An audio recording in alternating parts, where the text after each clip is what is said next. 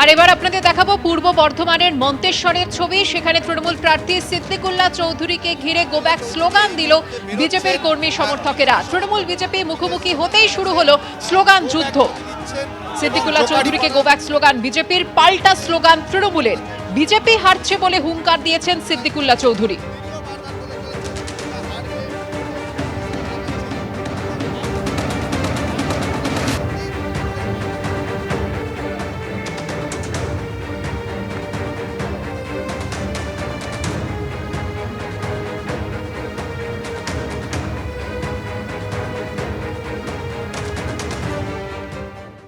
যে জায়গায় রয়েছি ঘোষপাড়ার কাছে, এইখানে কিন্তু সিদ্দিকুল্লাহ চৌধুরী এই মুহূর্তে বেরোচ্ছেন।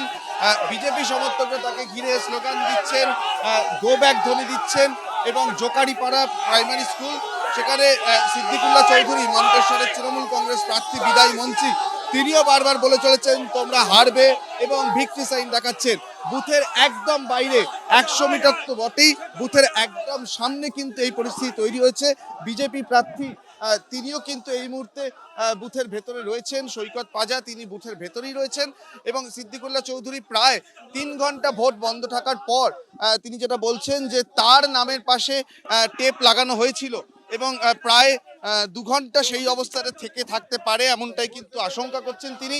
এই মুহূর্তে নতুন মেশিন আনা হয়েছে দিচ্ছেন। অন্যদিকে সিদ্দিকুল্লাহ চৌধুরী গো ব্যাক সেই স্লোগানও উঠছে।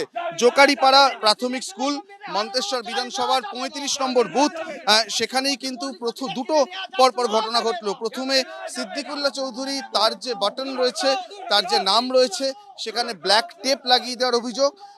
প্রার্থী যেটা নিজে জানাচ্ছেন, তিনি কিন্তু সকালবেলা 11টা অবধি ভোটকর্মীরা জানাচ্ছেন যে এটা একদমই ঠিকঠাক ছিল। তারপর একদিকে উত্তরপ্রদেশের সিংহম আইপিএস অফিসার অজয় পাল শর্মা, অন্যদিকে নিজেকে পুষ্পা বলে দাবি করা তৃণমূল প্রার্থী জাহাঙ্গীর খান। এদিনও দুজনের উপস্থিতিতে টান টান পরিস্থিতির সাক্ষী থাকলো ফলতা। প্রথমজন দিনভর কনভয় নিয়ে ঘুরে বেড়ালেন, আর দ্বিতীয়জন সকাল থেকে বিকেল পর্যন্ত পার্টি অফিসের ভিতরে বসেই পরিচালনা করলেন ভোট।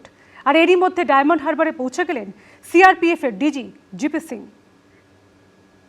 কোথাও একেবারে শান্তির ভোট, কোথাও বিক্ষিপ্ত অশান্তি ছাড়া মোটের ওপর শান্তি, কোথাও 2 হেভিওয়েটের দ্বৈরথ, স্লোগান হাতাহাতির জোগাড়, পুলিশের লাঠিচার্জ, কোথাও ফিল্ডে উত্তরপ্রদেশের সিংহম অফিসার।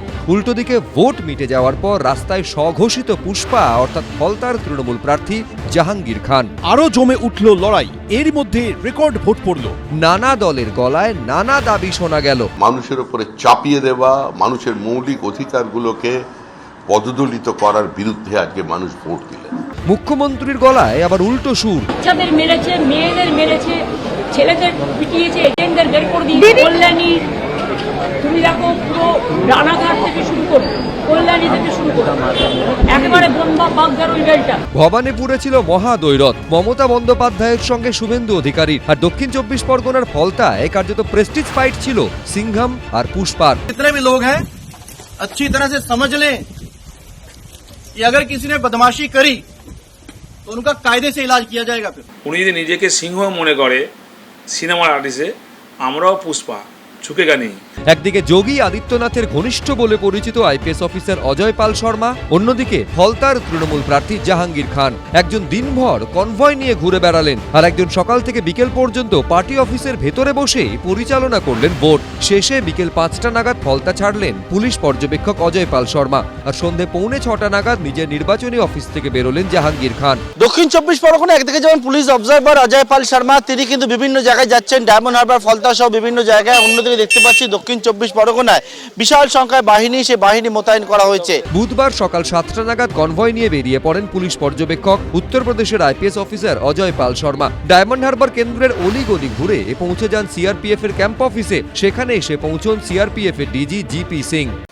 এই মুহূর্তে ডায়মন্ড হারবারে এসে পৌঁছালেন সিআরপিএফ এর ডিজি জিপি সিং। আমরা দেখতে পাচ্ছি একেবারে সিআরপিএফ এর ডিজি জিপি সিং তিনি এসে পৌঁছেছেন এবং এসে একবারে আধিকারিকদের সঙ্গে কথা বলছেন। সেখানে দুজনের মধ্যে বৈঠক হয়। তারপর ফের মার্কসম্যান গাড়িসহ কনভয় নিয়ে ফলতা বিধানসভার বিভিন্ন এলাকায় ঘুরে বেড়ান অজয় পাল শর্মা। অন্যদিকে ফলতার সিআরপিএফ ক্যাম্পের থেকে প্রায় 4 কিলোমিটার দূরে ফলতায় পার্টি অফিসেই বসেছিলেন এই কেন্দ্রে তৃণমূল প্রার্থী জাহাঙ্গীর খান। এদিন ফলতার বেনিয়াবাটি গ্রামে হুমকির মুখে পড়ে মাকে নিয়ে মোটরবাইকে চড়ে শটান পুলিশ পর্যবেক্ষকের কাছে পৌঁছে যান এক ভোটার।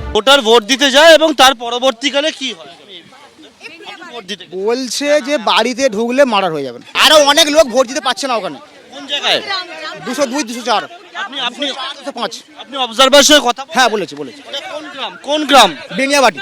অভিযোগ পাওয়ার পরই অজয় পাল শর্মার নির্দেশে সক্রিয় হয় কেন্দ্রীয় বাহিনী। ঘটনাস্থলে গিয়ে বুথে তৃণমূলের দুজন রেখে বাকিদের বের করে দেয় পুলিশ। তো এখানে পুলিশ অবজারভার এবং সিআরপিএফ যে ধরনের নোংরামি করেছে, পুষ্পা ঝুঁকেগা নেই। শুরুটা ওরা করেছে, শেষটা আমরা করব। খেলা তো হবেই। ও আদমি ডর গিয়া, ও আদমি মার গিয়া।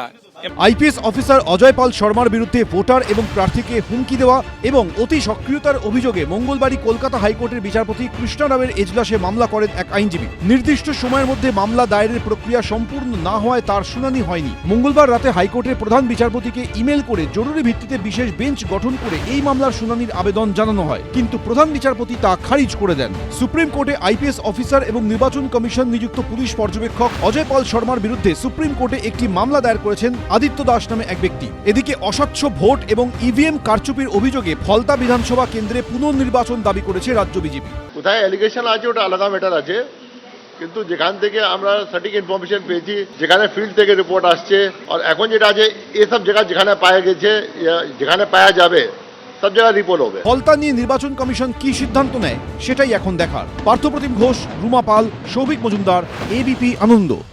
এবিপি আনন্দ, এগিয়ে থাকে, এগিয়ে রাখে।